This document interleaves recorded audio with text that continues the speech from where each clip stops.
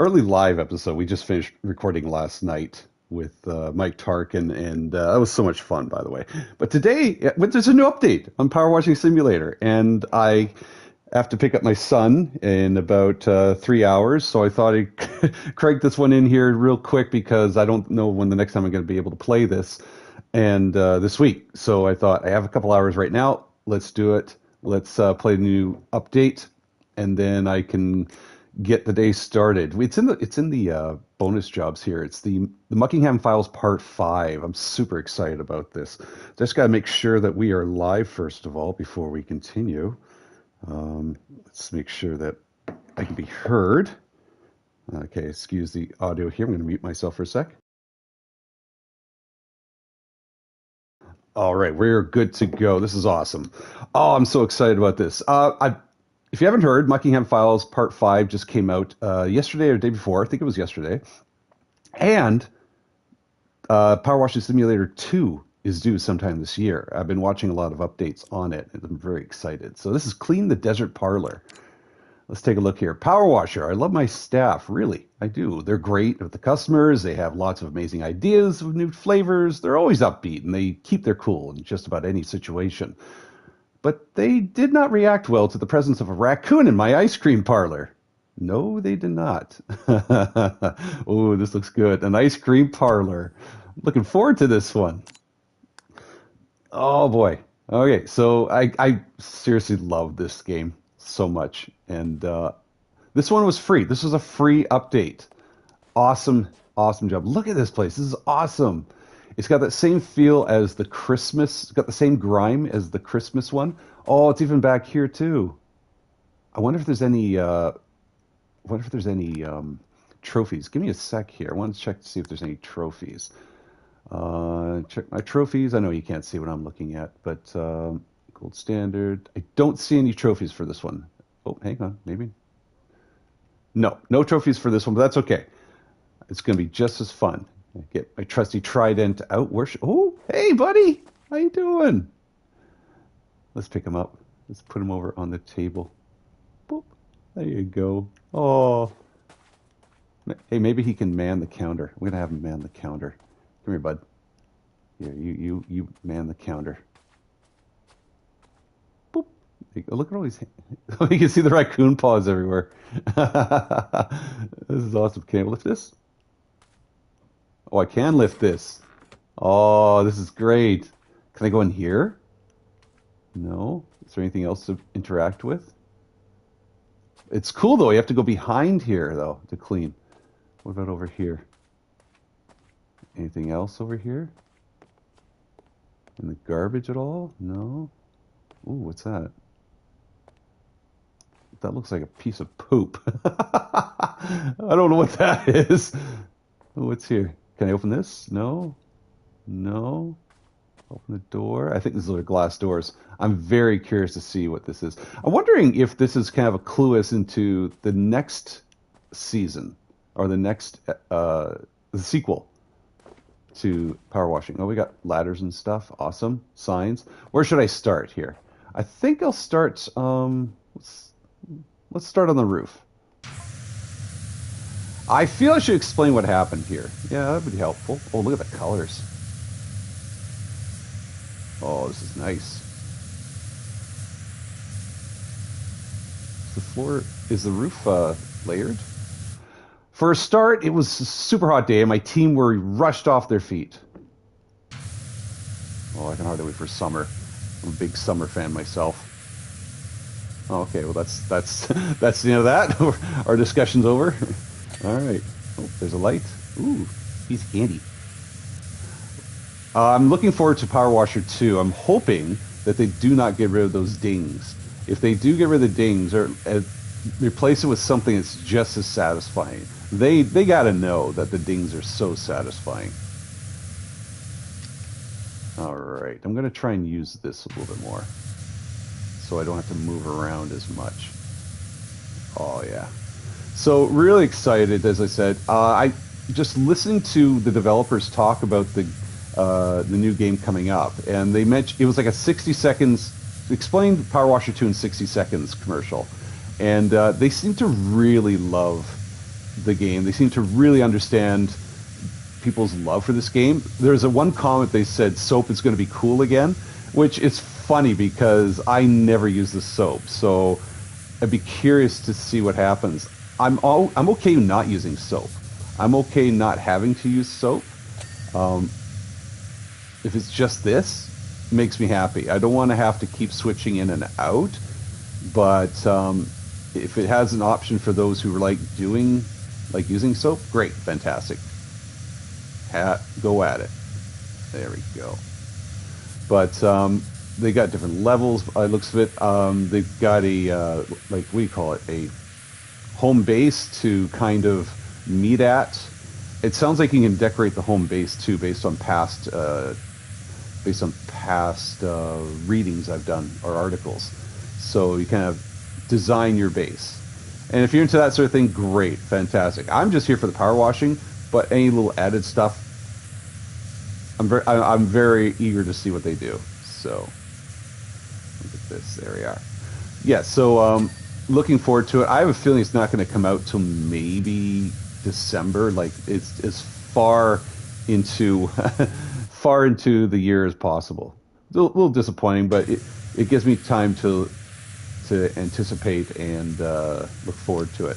In the meantime, maybe I have a feeling this might be the last or second to last update they'll do on this game, and they seem to have a co-op focus as well, where they split screen, almost GoldenEye-ish, except it's down the middle, left right, as opposed to top bottom, which I think is better. I think that gives a lot more room to see it. But also, this is just a great game to. I have not played this game in co-op before, and none of my friends in the podcast want to play this game. But I would love, I'd love to do this with Jamie one time, just one time, just amuse me one time. I'm gonna talk him into it, see if he's up to it, because he's got me playing Phasmagoria or something like Phasmo, and that game is for me. It's not my style of game. It's better as a group, obviously, like most games are. It's better when you're with a team. Better if you're with your friends. But this game is like it's a perfect podcast game. You can sit there, clean, be distracted, and still talk about stuff, podcasting. And just like last night, we were talking about Star Wars Celebration. So it'd be kind of a good thing just to play. But we have a generation who have to watch videos of something going on, but it's split screen with Subway Surfers or some guy just staring at the screen, which I find is the most stupidest sort of video. I don't want to watch a video with some other guy standing there watching the video with me or staring at me like, that's funny, It's that Stitch Incoming sort of ridiculous stuff. You ever have that person that comes up to you with their phone and they said, "Oh my God, did you see that video of this?" And they pull up the video and they show you, and they're standing there watching your reaction, not enjoying the video with you. That's one thing, but just staying there waiting for your reaction. That's how I feel a lot of those videos go. So I'm like, that's not my style. Like, yeah, ceiling's clean. Awesome. Let's clean the rest of this stuff here too. So yeah, this totally looks like an ice cream parlor. This is great. Super excited. It doesn't seem like a big one either. It seems like a nice, quick, clean. If you're just, you have in this game. You have different levels of time when it comes to play value.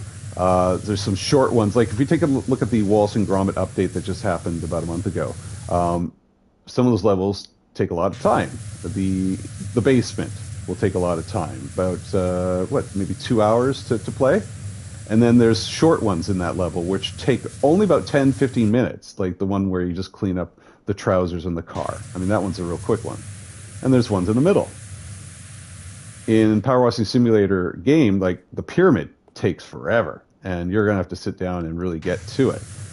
And if that's what you want, perfect. You got that as well. And then you got the quickies, like let's clean the bike or let's clean the car. I use this one.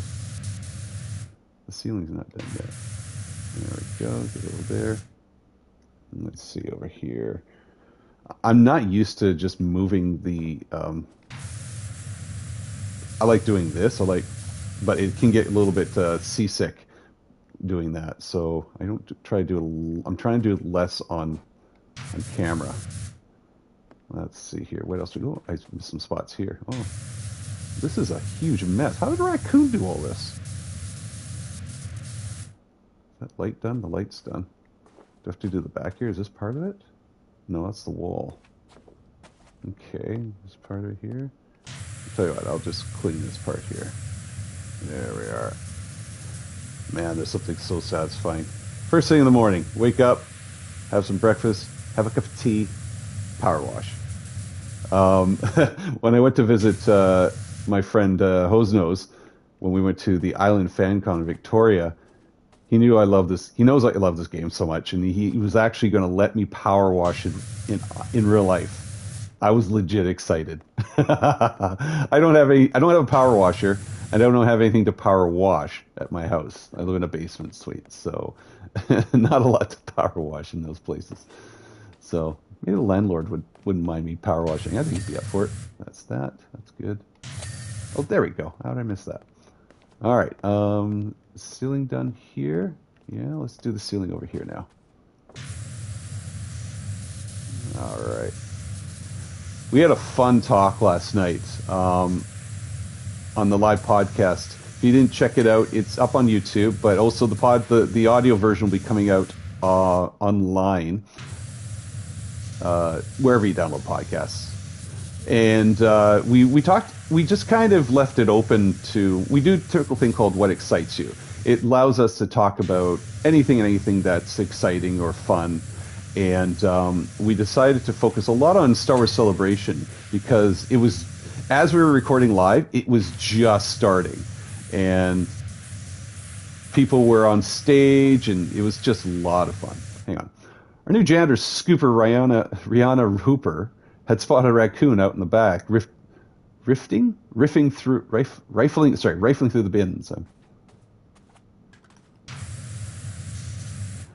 To Rihanna's credit, she immediately rushed out to shoo it away.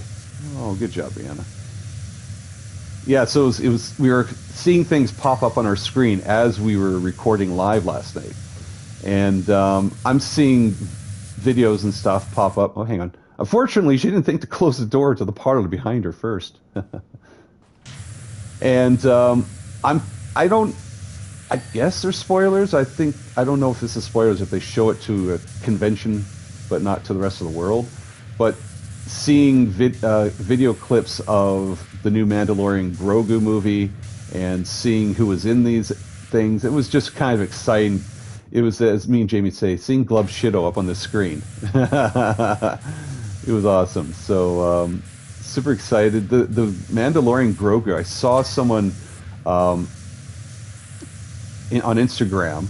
They recorded just a few clips of the Mandalorian Grogu movie, and so exciting. It looked really cool. It looked like old school Mando, and I dig that. I love the first and second season of Mando. The third, with all the Mandalorians and the search for it focused on Bo-Katan so much, I wasn't as much into that. It was still fun, but I wasn't as much into that. So when I see like AT-AT drivers and such, and all my little Glub Shidos, I was super excited to see that. It was a great scene, exciting, fun. Yeah, totally awesome. So I'm looking forward to seeing that movie. Sigourney Weaver is involved. That's really cool. I saw a picture of her just recently in an X-Wing pilot costume. Oh, it was awesome.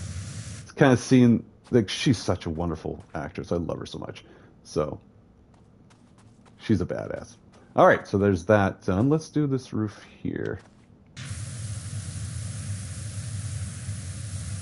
There we go. So yeah, I'm looking forward to seeing what comes out of Celebration and all the great stuff. I saw Sam Witwer up there when it came to Maul. Seeing, as I said, Sigourney Weaver. What are we chatting about? Well, first of all, I was so excited that there's a new update for. Hello, Tony, by the way. I'm so excited that there's a new update for Power Washing Simulator, that I had to just do it before I pick up my son and we go get magic cards. and I got to go a haircut and all. I have some Friday morning things to do. But I'm just talking about what I saw recently on the Star Wars Celebration. I'm like super excited, and I don't know if you're into that, into spoilers. I don't really think it's spoilers. But they show it at Celebration. News comes out. That's why it's there. But seeing all these shows coming out, and even since we recorded last night, more stuff has already come out, which I expect, right? I mean, that's what it's for, is to do all these releases and the action figures coming out. I saw the Dash Rendar action figure.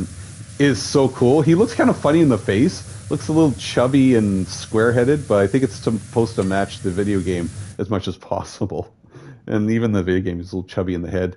So there we go. Look at that. That's awesome. Roof done. All right. Shall we do the floor next? Let's do the floor.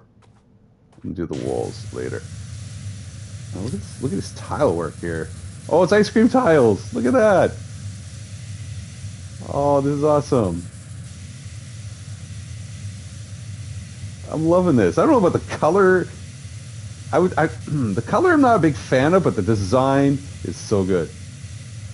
Oh, yeah, it's been a long time since I've played any of the games on the N64. Can you download those games now, like on Switch or PlayStation? I heard you can do it for Dark Forces. I heard Dark Forces was available. I remember playing Dark Forces. Dark Forces was the reason I bought a computer. I didn't own a computer at the time when it I don't remember when it came out. Was it 95, 94, 95, 96, I think maybe?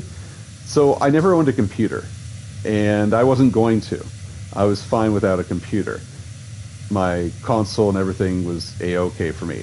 But then I saw the mini version of the 64, so I'd assume so. Okay. So when I saw Dark Forces, I went to Metrotown Mall here in Burnaby, and there was a computer store in the mall, and I went inside and I saw, oh, a Star Wars video game. That's pretty cool. Super excited to see that. And on the back, I was just looking to see what was inside. Pick up. What am I picking up? Oh, shoot. I didn't want to pick that up. Sorry. And when I looked at the back cover, I saw Reese on the back cover. And I literally said, I need to buy a computer now. I need to buy a computer so I can play this game, so I can play as Reese, not knowing I couldn't play as Reese. Or at least play against Reese. I was just like, Reese is in this game. I got to buy a computer now. I spent a lot of money. I guess at the end it was like a couple $1,000, something like that, maybe. Maybe at least 1,100, just to see Reese in a video game. That's how obsessed I was. And learning all about computers, like, it was very nerve-wracking. I knew nothing about computers. I knew, like, I just want to play this game.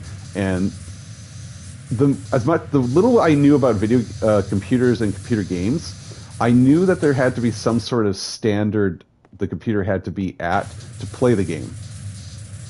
And because I used to have a Commodore 64, and when I was buying video games for the Commodore 64 in high school, or just out of high school, you discover real quick that, oh, this game doesn't work, and this game doesn't work, and they don't really tell you a lot about that at the store. They just assume you know what you're talking about, which is kind of a shame because it was all brand new.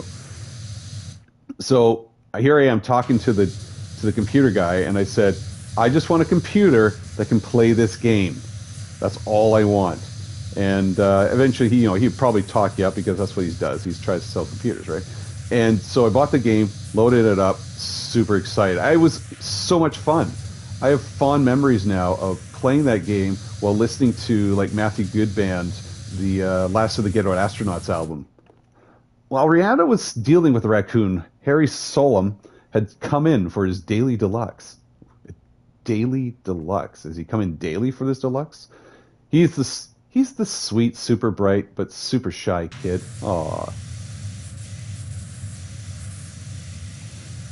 Sorry, there's more to it. I'm just going to continue my story after the narration's over. It's clear that he doesn't get much chance to chat to people, but he always tries to get a convo going. A convo? Always so hip. Yeah, so when I played it, man, I was so excited. Such a great video game. It was hard for me. Well, that morning he was remarking on the incredible size consistency of the mint choc chips. Oh, he's a ice cream connoisseur, is he? And so, anyways, played the game. Super fun. The music was great. I never played anything like a Doom style game, which is what it was, first person shooter. So it was a bit disorienting. I feel like they didn't not exactly know what they were talking about at the store when it comes to when it comes to games themselves. I think so. I felt that they knew about computers. I had a feeling they knew a lot about computers, just maybe not the game itself. But I trusted the guy enough to know, like, I can tell by his tone if I ask a stupid question, for example. But some people were really nice, knowing that computers is like, this is new. This is new for a lot of people. This is some people's first computer ever, and this is the future. So I sense that a lot of people still had that sort of attitude as well. Like they really wanted this to be a new experience. And others are just like, you don't know the difference between like a Pentium chip or blah, blah, blah. And some took advantage of you. Like when Gateway was around, if you remember the Gateway computer and their cow logos and stuff, I remember buying a Gateway computer and I felt I got scammed. It wasn't the computer that was the problem. It was the Windows operating. I think it was Windows XP. No, it must have been early. Windows Millennium, I think it was. And I think they knew that the operating system sucked.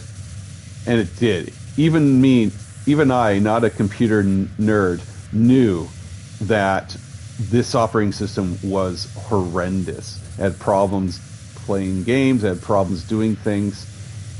But still, eventually I upgraded and stuff. But some good memories on old computers. If you remember oh, that was nice. Ding. If you remember some of the, I'll get back to Dark Forces in a sec, but if you remember some of the old computer stuff, like when you're listening to audio and you had the psychedelic waves and circles that were happening, and then there was an audio player, which was some guy's head that you slide open or close or something. I just recently saw some stuff. The millennials know what we're talking about now because it was their childhood. And so they're having memories of these events and little things like Minesweeper and Pinball that was built into the computer. And when you play audio, you're just hypnotized by the lights and waves and stuff that were happening that played to the music. That was so cool. When anything else opens, crashes your computer, you know there's a problem. Yeah, exactly. But a lot of the time I felt I did something wrong. I was always worried that I would break the computer to the point where I lose everything. And so I tried backing up as much as I could on those floppy disks, those nice square little round, not the big black ones, but the small little floppy disks. I tried as much as I could to save it. I remember downloading music all the time on Kazaa or LimeWire.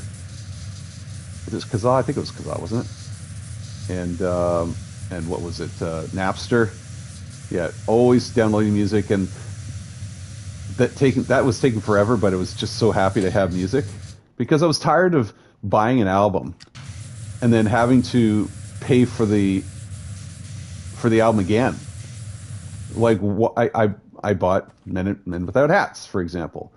Why do I have to buy it again? I bought the tape. I bought the tape cassette, bought the CD. Now you want me to buy it in some digital form, which I can't even hold. Like, that doesn't make any sense to me. I've already bought this. I'm stealing it. But then I believe, solid reasoning for downloading music became an excuse for downloading other music. Well, they're just trying to rip us off, so why am I going to do this? They're not supporting the artists, so I'm going to do that. And they became an excuse rather than an actual legit argument. So now I find ways to, when I download music, I try to find ways to support the artist in other fashions. So I'm not supporting the record company. I want to support the artists themselves. But I still don't know enough, so I'm trying my best. But anyways, the computers, going back, yeah, it was Kazaa and Napster. I bought so many albums twice before I started down. Yeah, it was so frustrating. when CDs came out, it was like cutting edge for me. I loved it. My first CD that I bought was, I think, George Michael's Faith. My mom got me a bunch of CDs of 50s music. She thought for some reason I would like 50s music. I did not. Huey Lewis and the News, Small World, I think it was called. That was one of my first ones. Um, yeah, it was just having a CD player was so strange for me. I was so used to tapes, and I was still buying tapes after that as well. It was so cool. But yeah, so going back to Dark Forces, it was so much fun, and I would play the game, play the hell out of that game. Then, as I was playing the game, a glitch happened, like an awesome glitch happened. A glitch like it was like I found a cheat code and had no idea how I did it, where blaster fire no longer hurt me. The stormtroopers would shoot at me, and it wouldn't affect my health at all, at all. I mean, if something came out, like if this like a monster came out and hit me. Sorry, I'm trying to pick this up and hit me physically. Yeah, I get hurt, but blast of fire did not do anything. And I was like, what's going on? And it became that moment, like on Friends, where Chandler and Joey find free porn, the adult channel, and they don't know how they got it, and they don't want to turn it off, and they're just like, don't touch it, don't even look at it. Something happened here. And so after playing it forever, not wanting to lose it, eventually I had to stop playing it. And then when I went back to it, it's still there, and it's like, I still have it. The Imperial troops being better. They were hitting me. They were actually hitting me, but it wasn't affecting. It was the fire. I wasn't losing health. They would nail me every time. I'd stand point blank. They'd hit me in the chest, hit me in the head. Nothing. No damage.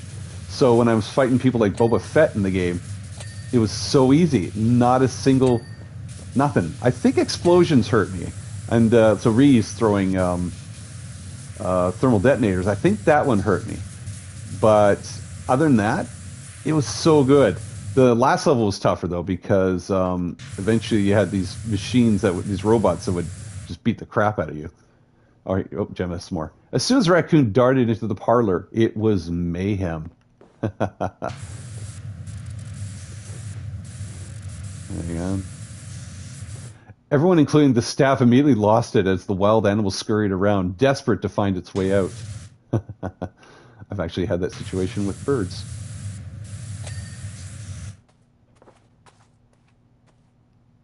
Is there more? But that's when Harry came into his own. Oh, it's an origin story? He's a hero. He's a hero. Harry's a hero. You're a hero, Harry. So, yeah, oops, I'm locking myself in here. Open sesame. There you go. But fun game. I want to play it again. I want to go back to play it again here. Oops. But I feel, I'm not going to be good at it like I was, because heck, I had the cheat code by accident. And B, I'll probably just suck at it in general, because video games, I'm getting older. The reaction time's a little bit slower. It'll be cool to see again. Years ago, our friends at oh my gosh, why am I blanking on their podcast name? Oh my God, Skyhoppers podcast. I can't believe I forgot Ben. Ben did a playthrough of it. It was so much fun watching him play through it again. And he knows how much I love Reese, and I know how much he hates Reese. So yeah. So it was just it was fun to watch Ben play through it again. And I think it's still up on his YouTube channel, the Skyhoppers podcast channel. It's probably somewhere on the net you could find it. Oh yeah, probably. There's tons of playthroughs of old video games and stuff. I remember there's old playthroughs of like games on the Commodore 64 that I thought it'd be good to see somebody actually play through this, because I couldn't finish it as a kid. And I thought, maybe if I watch it, did I have a chance of beating it? And as I watched this playthrough of this like Knights video game where Knight would wander the forest or whatever, I looked at it like, there's no way I would have finished this game. Not a clue. It was so sort of cryptic and impossible. It was just like, yeah, I'm glad I didn't finish this game or try to waste my time on this. Look at that. Just love the detail in this. This is great. But Jamie mentioned the Rogue Squadron on the N64. That was a lot of fun. I played the hell out of that game too. Always played the AT-AT level again and again and again because it was relaxing.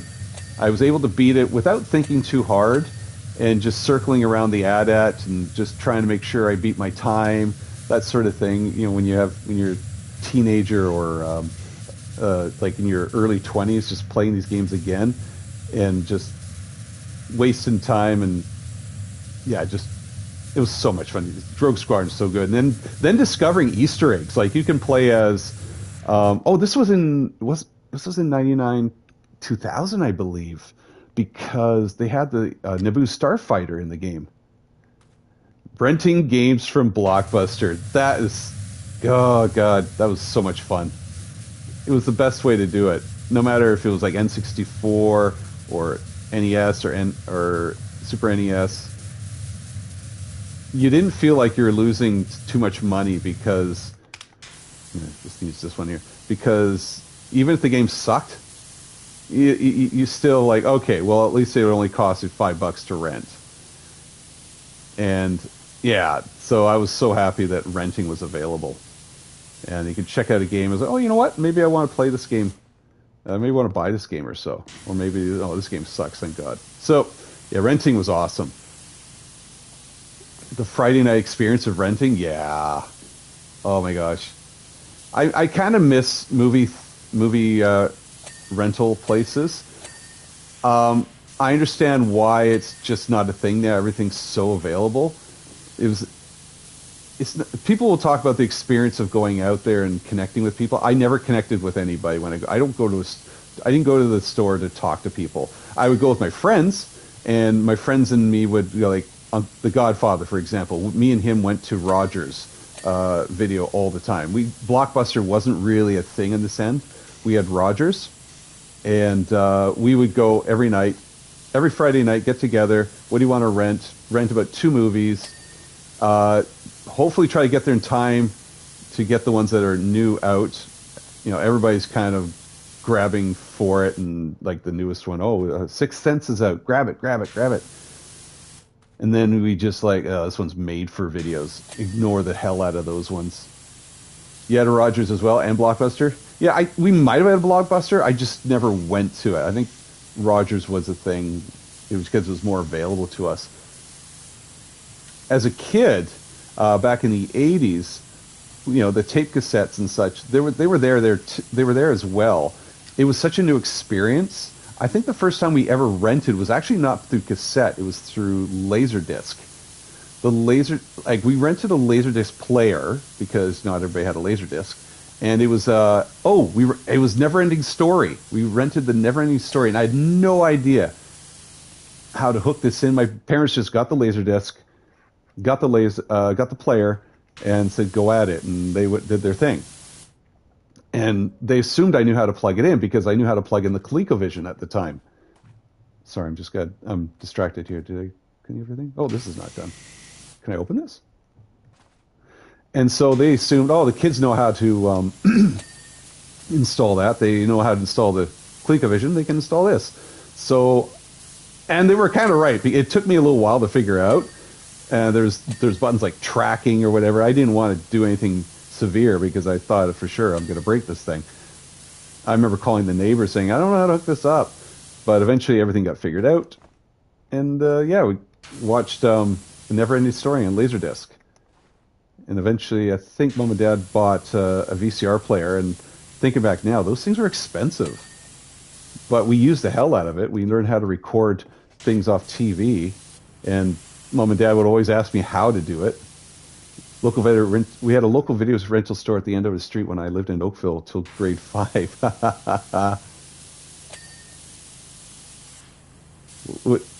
The local ones were great. I didn't go. It had to be local, but not too private. I was always worried, or not worried. I was always suspicious of the ones that were done out of a grocery store.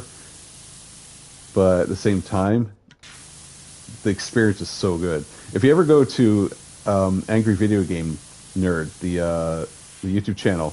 He sets up his basement like a video game store or a movie rental store. I'm using the wrong stuff here. It looks really awesome. So I recommend checking him out there.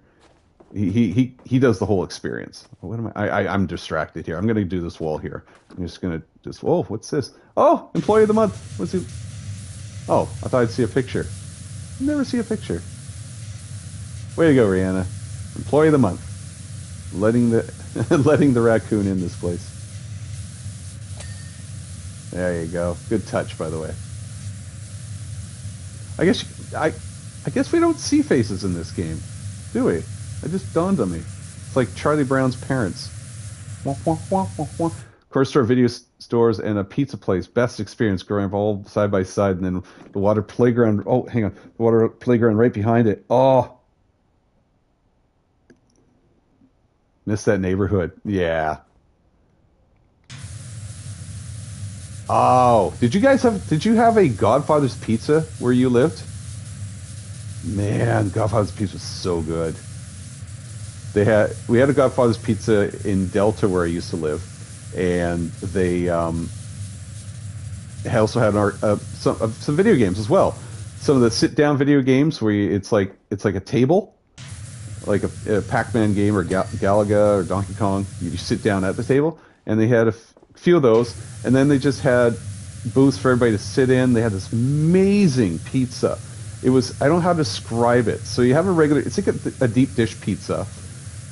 So it's got deep dish sides to it, but they put all the cheese and pepperoni in there, and then they put a layer of dough on top. Now it sounds like a Detroit style pizza, and it kind of is, but they put this layer of dough on top, just a thin layer, almost like lasagna-like thickness, and then they put some more cheese and stuff on top. I think it was to imitate a Chicago-style pizza, but without the... is it Chicago? Is it Detroit? I think Chicago, where they put the sauce on top and cheese, and all the stuff is underneath. I can't remember how it is. But... no, my cousins who live in Alberta told us about it. Sounds good. It was really good. I think it was a West Coast American chain, because I knew they had it in Seattle, in Washington State. So I'm wondering if it was a West Coast thing. But yeah, so the pizza was really good. It was like a 2-layer pizza, and man, just so yummy. Yeah, Detroit. I think it's Detroit. I've never tried a real official Detroit pizza, and I want to, because it's like a pie, like an actual pie. Oh, look at this. Oh, they got neon lights. Is that boba? Take my time here. I'm rushing this job, but I'm so excited talking about Godfathers, because the commercials were great too. You had the little jingle, and this guy dressed up like an old-fashioned gangster, and he's standing there, you go, do it. And the Godfather song would go on, the ladies are singing, and he's just like, we got a pizza for $9.99. You can't miss out on this deal. Do it. He's got this white and black zoot suit on with a white hat, and he looked like a mobster. Not a classy, Joe Pesci, De Niro mobster, more like a mobster who's been in the trenches for about 20 years, and he fought his way to the top. Oh, I got to find the video now. I should just... oh, it's so good. I got to find the commercial. I've been thinking about lately, after Mike was on the show. Mike's a good Canadian boy out in your area. Very Dick Tracy, and maybe that's what it was supposed to be like. It was Dick Tracy, but without the looks. It was more like, Dick Tracy's villains, flat top, and yeah, he looked like a Dick Tracy villain for sure. Good call. Man, I gotta find the video now. I've been wanting to make some shorts of old Canadian commercials or West Coast commercials. Like me and my friends have been joking about the old Pop-Tarts commercial that came out, I think it was in the early 2000s or late 90s.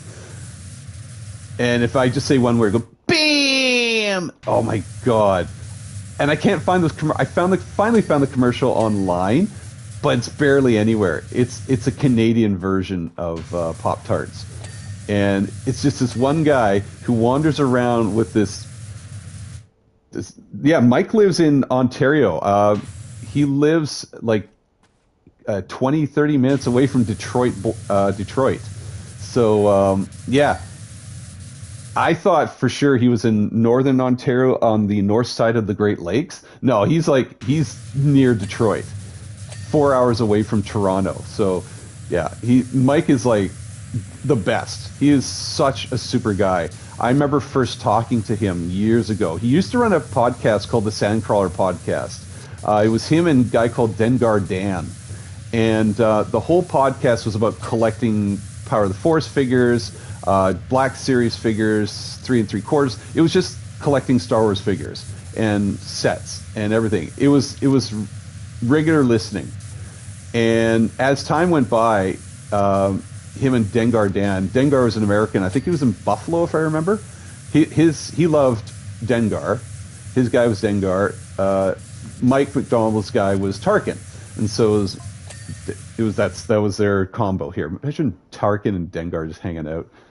Harry knew that peppermint oil was a raccoon deterrent. Ooh, way to go, Harry. You are a wizard, Harry. Oh, look at this. That's an odd-looking table, by the way. I wouldn't want that little dollop of ice cream in the middle of a table. That's going to be a pain in the tuchus.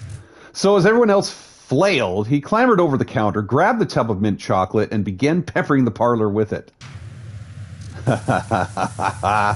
Awesome. He then created a delicious pathway of strawberry sorbet to guide the animal out. Oh, that's good. So yeah, the podcast was regular listening for me, and oh, sorry. I mean, it worked, but at what cost? It was regular listening, and I enjoyed them so much. I reached out to him because I realized he was Canadian, and this is around when Force Friday came out. If you remember Force Friday, I don't know if you're aware of Force Friday, Tony, but Star Wars, was it Rogue One, or was it when the sequels came out? Oh, I think it was the first sequel, Episode 7. And they had action figures and Black Series figures of Episode 7 coming out, and we were super excited. And they were going to have a midnight event at Toys R Us in all across Canada, at least. I think it did in the States as well. And so we went there.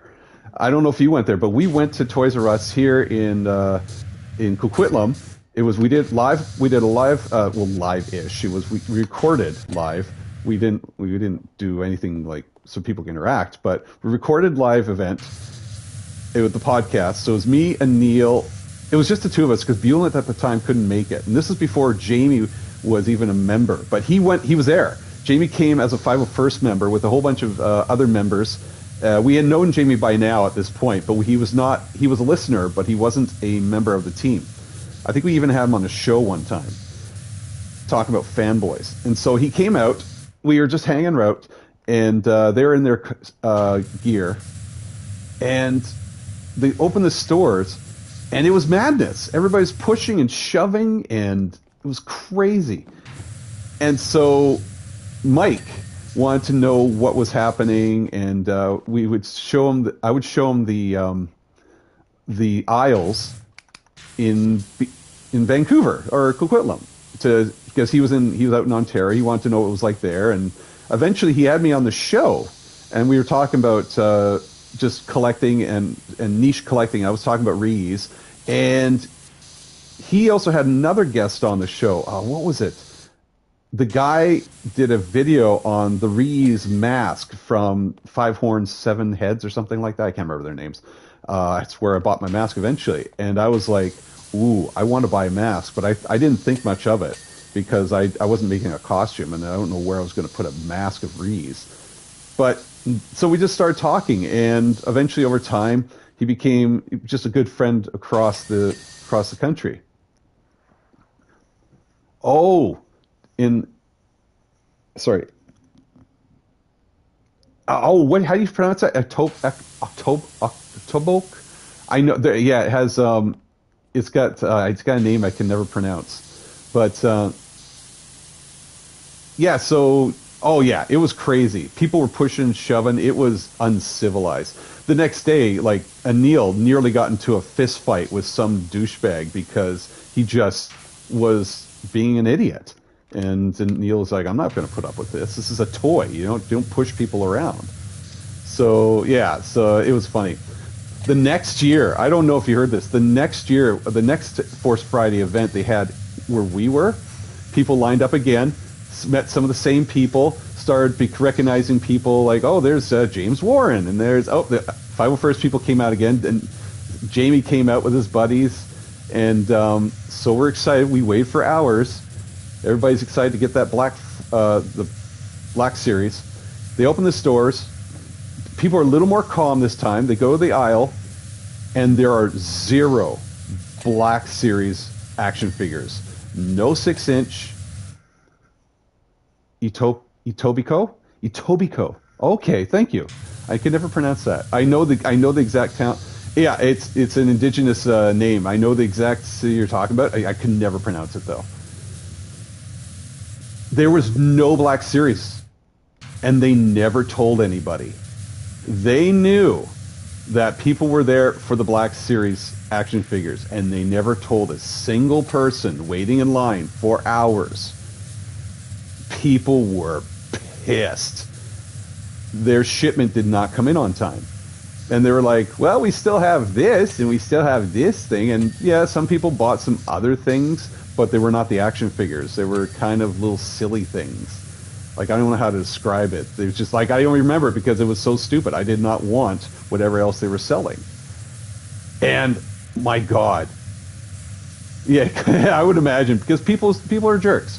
People act like children, and they make the stereotype horrible.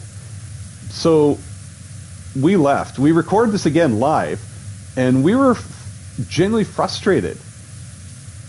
And so I had a friend that worked at the Toys R Us, because I used to work at Toys R Us, and she was still with the company. And I eventually talked to her later down the road. But before I tell her that, the next day, my school and or not my school, my work at the time was near the Toys R Us. So I ran down there during a lunch hour just to talk to my friend who worked there and ask her what happened.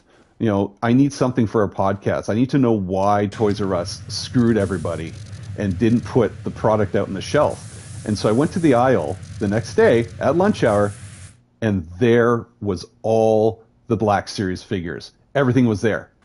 Everything was there.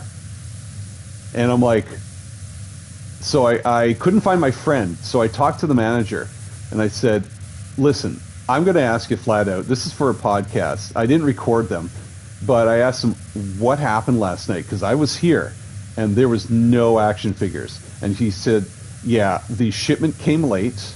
They screwed up, and it came this morning. All the shipments came in the morning. And I'm like, you guys realize that everybody in that lineup was there for like action figures? And he kind of got it, but he didn't want it. It didn't sound like he wanted to admit to it. He's like, yeah, but Star Wars, there's so many other Star Wars things, and like puzzles or whatever. It's like, no, you guys know that if you run this store, you know that the Black Series is that's what it's all about. It's all about the Black Series, the action figures, the play sets, all that. And because I worked for Toys R Us, I knew when I was working for Toys R Us what was selling, because I had to kick so many people out of the back room. The Hot Wheels guys, they were rifling through and trying to get the boxes in the back, and we had to kick them out the back room and eventually kick them out of the store. You know, because the regulars come and you talk to them. As a manager, you should know this. Walmart doesn't know this. They don't care. Walmart doesn't understand what people want, because their job is just to stock shelves and just kick the teenagers out. Frig, I do not go to Walmart at between the hours of 3 and 4. It's friggin' teenagers. It's like, you want to know what it was like at the Minecraft movie? Go to a Walmart between the hours of 3 and 4. That's what it was like at a Walmart at the Minecraft movie. They were just jerks. Yeah, though I used to be into Hot Wheels big time. I knew about the special collection ones. I knew about the flame on the car. And yeah, you're competing. And some people were really super nice, and some people were hoarders. They were such hoarders, just for the extra $5 per action per Hot Wheel. And it's yeah, it was you meet all kinds. There are some collectors who are super awesome, and will make sure that somebody else gets one. And then there's some that grab 10, hide 5, hide the other 5 in some sort of lingerie store or underneath the behind the facade or something like that, and come back later because they're limited to 5, and or tell their buddies, "Oh, I hid it behind the Tickle Me Elmos or whatever." Is this clean? Oh, no, oh, that's not even clean. That's not clean at all. Yeah, there are some real jackass collectors. It's in Pokemon. It's in anything. You'll find Beanie Babies, whatever. Fights breaking out over Cabbage Patch Kids. It's all like that. Is this clean? Nope, not here. I'm really close up. Oh God, good memories though. I'm just remembering all that stuff.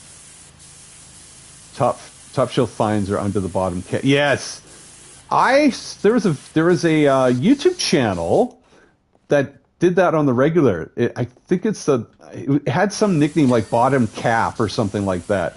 They would go to all the bottom caps of Targets and Walmarts, this is in the States, and see what was hidden under there. And 9 times out of 10, it was Pokemon cards. And he would go there and go in the bottom caps, pull them out, and put them back on the shelf. And dude, that's not all heroes wear capes. It's just that's awesome. It's all about the kids. Me and Neil, when we went to the States, we went to the States to go for Power of the Force action figures, and there were people like, because the States had them like months before the people in Canada did, and we would make sure that we'd get 2 for ourselves. I would, anyways. One for display and 1 carded. And we made sure that other kids got some when we were there. We just like, oh, that kid is looking for an action figure. Give it to him. Here you go, kiddo. And the parents are super nice, and it's all about that. And we'd see some guy sifting through it, and we'd purposely hide it on him. We were such jerks because he was like, he had 3 in his hand, and we were just like, quick, take that, hide it, hide it, hide it, hide it. You sense it, because they're your kind. The States have them always like 4 months, always. And so we would drive down to Bellingham Mall, Bellis Fair. We hit the Toys R Us near Bellingham. We'd hit the Fred Meyer. We'd hit Bellis Fair. We hit all those stores, and we pretty much found whatever we were looking for. Oh, the day I found Reeves, I was so happy. That was in the Toys R Us. And then we drive back, a couple hours driving back, get to the border, and the guy's like, he sort of anything to declare. And we're like, yeah, action figures. And he'd look at us like, fuck, go ahead. It's like, you don't have drugs. You guys are friggin' nerds. There's no way these guys got drugs. They got like, Tarkin and stormtroopers, and we're literally holding up the bag with action figures. I got 2 of them, one for collecting, or one for displaying, and one for the car, still in the card. And I still have them too. I still have them. I made a short video a while back of all the carded Power of the Force figures I have. Oh, this place is looking awesome. I'm loving this. Look at this place. I feel like I've missed a lot here. Toilet door. Toilets. Yeah, this is a British thing. They use the word toilet. Have to go to the toilet. That's why I was so frustrated with Sabres selling their Sabres at American cons and not at Canadian cons. Really? Not at Canadian ones? Oh, that sucks. Oops. Ah! Yeah, well, there you go. Off you go. Pew! God, those are so much fun, just collecting back in the day. I wasted so much. No, I shouldn't say waste. I spent so much money. It's Canadian too. Oh, there you go. Didn't know that. Oh, there we go. Yeah, so Well, I forgot what I was totally talking about. Yeah, so back to Mike Tarkin. So after a while, we're listening to Mike and his podcast, the Sandcrawler podcast. They were, since one of American, one Canadian, and it was good listening. And eventually, what stopped the podcast besides, the challenges of finding time to podcast, because it is a challenge. It is hard. It was always spent in a It was always spent in a good way. Oh yeah, never waste. Yeah. It's challenging trying to find time with your friends podcasting and doing it on a weekly basis. It is very hard. Like, we were supposed to record 2 episodes last night, but unfortunately Hose Nose got sick, and Steve 3, he's in Tokyo, and he's going to have so much fun, so many great stories that we just didn't want to have him. Don't do celebration. Instead, just talk to us on a podcast. No, you living the moment. And Steve knows how to freaking grasp that brass ring when it comes to living the moment. So we decide, we'll just skip a week and we'll talk in 2 weeks or something like that. But so Mike had difficulty, getting the timing right with Dan and his job. Also, and this was a big thing, the collecting was getting harder, especially for Canadians. It wasn't becoming as fun. Yeah, he's going to have so many stories. I think that's what we're going to focus on when he comes back. It's just like, it's becoming so expensive. Like now, what is it? Like Black Series figures are going for $55 Canadian, if that. If it might even be more. What the hell? It shouldn't be $55. No, it should not be that much money. $55. 3 3/4 should not cost $20 or more. Like, I've stopped collecting it. It's frustrating because they look good. They look really good. Great quality. Love the card. I would have totally been into it, but not at that price. I'm not doing that. And he's discovered the same thing. It's harder to get. Things are online a lot more. It's harder to find it in the wild.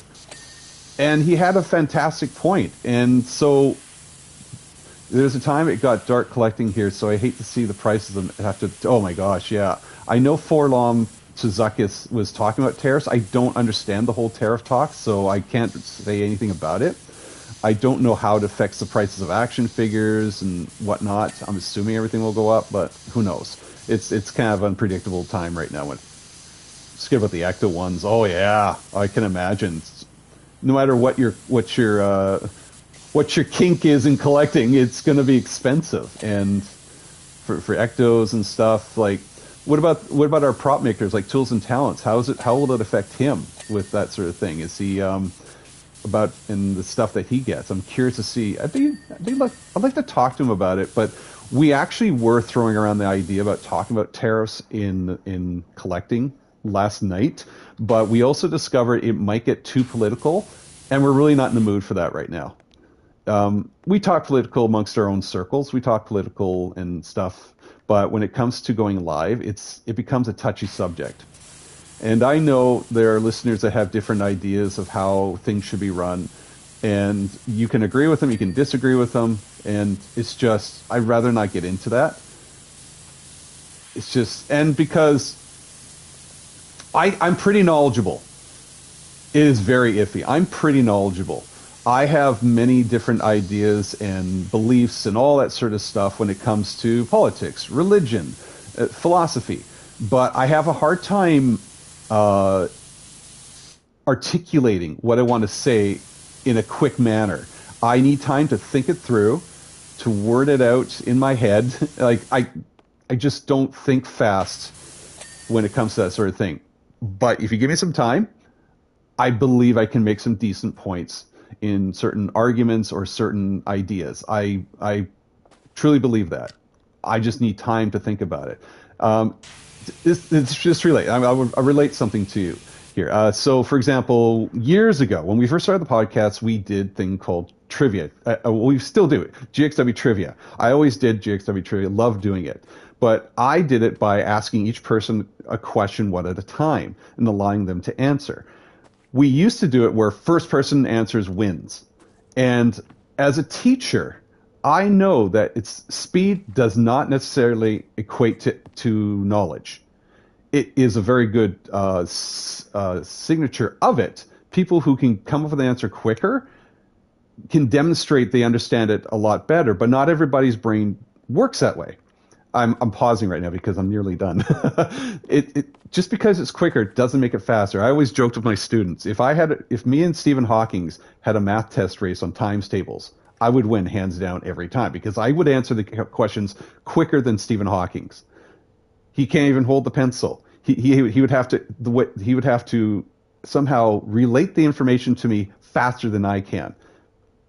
I am not smarter than Stephen Hawking's in any universe. I will not be smarter than Stephen Hawking's. So it's not about speed. And so when it comes to trying to articulate ideas when talking with somebody regarding politics or religion or philosophy or whatever it is, money, the three things you don't talk about with people: money, politics, and religion. I need time to think things through, and other people have the gift of gab. Debates are a waste of time. It's not about what you know. It's about how you know it. It's about how you say it. It's about how you portray your knowledge. You can friggin' shine shit any which way. It doesn't mean you know what's in that shit. Doesn't mean you know what's in it. So I knew answers, just couldn't read the questions or write them down in proper spell. Yeah, you can. I do this with my students, not to get into too much of work, but I evaluate my students not just on a test. You evaluate them by the projects. You evaluate them by one-on-one conversations. You evaluate them by letting them find a way to demonstrate their understanding. There's so many ways to evaluate people's understanding of anything, whether it's student, adult, whatever. Oh, this is looking great. Look at this. I'm nearly done, and it's good timing because I got to get going soon. But yeah, it's so when it comes to that sort of thing, real quick, Tarkin had to unfortunately stop the podcast because his fun for collecting kind of wore out, and so whenever I can, I want to have Mike on the show. Mike is so wonderful to talk to. He's just a great guy, and I'm so glad we had a chance to have him on the show. And I feel bad we hadn't had him on sooner. So yeah, we'll probably get him on again in the near future. It's a bit trickier now when having four hosts. So sometimes when one person's away, we'll throw in a fourth, and so Tarkin being there. But I would love to see what he says about Star Wars when we go on next. We're thinking of inviting him on in 2 weeks from now to talk about Celebration if he's available. His schedule, he's also out East Coast, so his schedule is limiting as well. So we'll see what we can do. But either way, hey, what's left? What's left? I'm almost done here. The booth table legs. It's over there. All right. Booth table legs. Oh, hang on. How was that here? I was struggling. There. That's that one. Booth table legs. Oh, there's more booth table legs. So did I miss this one? Oh, yes, I did. Oh, it's the back, isn't it? Yes. On the back side. This is a good level. I really like this one. This is what takes about an hour or so if I was focusing. Any more on the booth table legs? No. Okay. Ceiling dividers. Where's the ceiling divider? That one. Okay. I think it's on the other side, is it? Oh, there's it there. Where else? Oh boy, I totally missed that section. All right, good. Oh, I see some there. There we go. What else? Probably the one of the lights. I'm assuming I'm missing some of the lights. Display case trough. Okay. Split. Oh. Display case trough. I think it's this one. Did I go? Yeah, there we are. Did I get the undercarriage? Flip up counter. Did I miss? Oh, you know what? I think it's underneath the counter. I think I forgot. Yeah, there it is. Wow, did I miss this one? You're a monster. The hinges. Did I get the hinges? Okay, I got the hinges. What else we got here? Boy, there's little bits and pieces here. Wasn't paying attention. Ice cream machine trays. Where's the ice cream machine? Where's the ice cream machine trays? Ice cream machine trays? Is it over here? No. Ice cream machine? Oh. Oh boy. All right. There. There. And there. All right, awesome. Sink. I thought I got the sink. All right. Eh. Here I am power washing everything and then stepping on everything. Oh, there it is. There it is. I see you, baby. Shaking that ass. Oh, look at that. I missed. Oh, I missed this. How? Oh, gosh, golly gee. Whoa, watch your language. Oh, that was a good one. That was a good ding. Bring. That felt good. That was good. That was a good ding. Vending machines. I guess I missed one of the vending machines on the other side. Yeah. Where are you? Where? Oh, boy. I just decided not to look behind things today. Ice cream machines, vending machine control panel. Let's see here. Yeah, okay. Yeah, there we go. Two more ice cream machines. I'll leave that one for last. The window frames. Let's do the window frames first. I can hear there's some messaging going on in the background. You can probably hear the ding window. Oh, hang on. Oh, it's one of these ones. Oh, there you are. Oh boy. Oh boy. That's not good. That's not good. It's clean in the front. It's good. All right. Oh, hang on. Put you up here. You sleep. Can I? Oh, can I put him inside? Can I open this? No. Okay, I'm gonna put you in the sink. Boop. There you go. And finally, the ice cream machines. Hang on. What do you mean ice cream machines? Ice cream machines. Ice cream machines. 2 of 3. Is it one of these things? Ah, vanilla. Who cares about vanilla anyways? Yeah, baby! All done. Let's see the instant replay. Oh, look at this. I'm liking this. I hope they don't get rid of this with the with Power Washing 2. This is one of my favorite parts. This is what makes it all worth it. It's how I choose how to clean the whole place. This one I was kind of doing random because I got distracted talking. Power Wash Services. I've just seen the parlor and I can't believe how gleaming it is. Whilst the debacle cost me a fortune in stock, I'm actually glad it happened. Harry, or should I say Minty, has come into his own, and it's a story I can roll out at parties and barbecues for the next 20 years. And I can just write the costs off as an industrial accident. All the best, Gemma. Yeah, it's the Gemma voice, right? I've got the Gemma voice.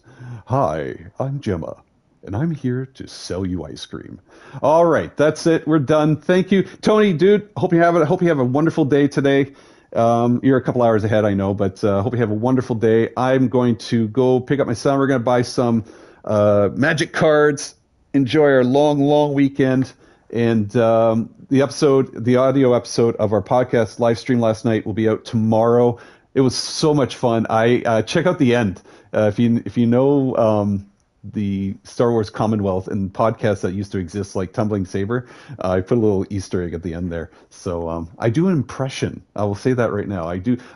I'm doing impressions. So check it out. You play Magic the Gathering? Oh, dude, I played a little bit. My son kicks my ass now, and I have no idea what he's talking about. So you will get this before I go. So remember that scene, Tony, in Ghostbusters where Vince, where he's got that colander on his head, and he's got it wired up, and he's talking to Egon, and he's talking about Glortho the Conqueror, and that was a bad day, I tell you. He's just going on and on, talking about how the end of the world and stuff. Every time my son talks to me about Magic the Gathering, I feel just as confused. It's like I love the fact he's so into this, but I can't. I get lost sometimes, and he's talking about this and that, and how he's going to put this in this pile and then restart it, and this is a counters, and I'm so confused. And it's just like, but I love the fact that we can connect through Magic the Gathering, and he's into that. So Magic the Gathering has helped his reading so much. My son is dyslexic, and so he has learned through Magic the Gathering, reading these cards as well as a lot of tutoring, and I'm so proud of him. He's come so far. So there is a lot of lore behind it, and I really respect that. So yeah, so we're gonna go get some Magic Gathering. He's building a new deck, so I'm looking forward to seeing him again. And yeah, that being said, thanks a lot, Tony. Have a good one. Anybody else who's tuning in, Great Power Wash series update. Check it out. Download. It's free. And looking forward to Power Washing 2. All right. See you later, alligators. Bye.